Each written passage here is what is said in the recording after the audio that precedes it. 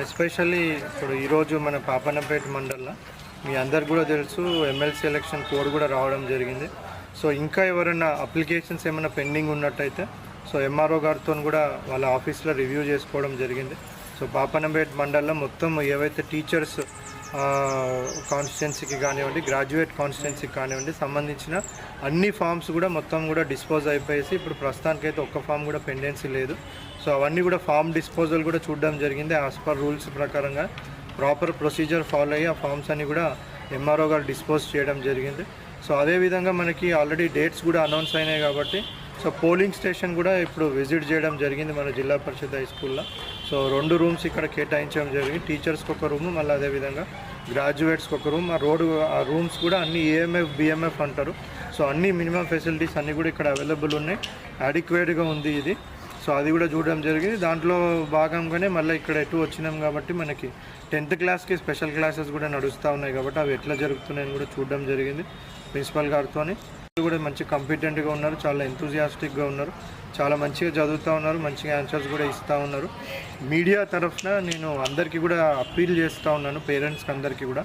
So కంపల్సరీగా ఇప్పుడు మన టీచర్స్ అందరు కూడా చాలా కష్టపడి స్పెషల్ క్లాసెస్ పెడతా ఉన్నారు. మనకి ఎగ్జామ్స్ ఇంకొక 1 మంత్లో ఉన్నాయి.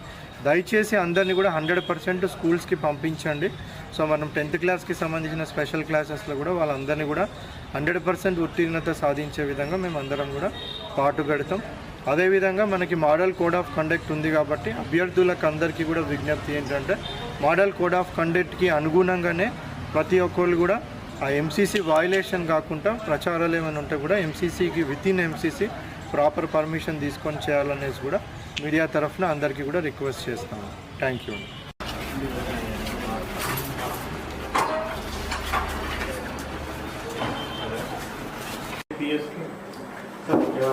8 to 12 వచ్చేసి ఇది సార్ మన గ్రాడ్యుయేట్ సార్. 8-6 వచ్చింది అంతే సార్. సో దీనికి కూడా ఇంతమంది పిఎస్ ఉండాలని ఉందా? 750 up to 1000 sir. 750 and above అంటారు సార్.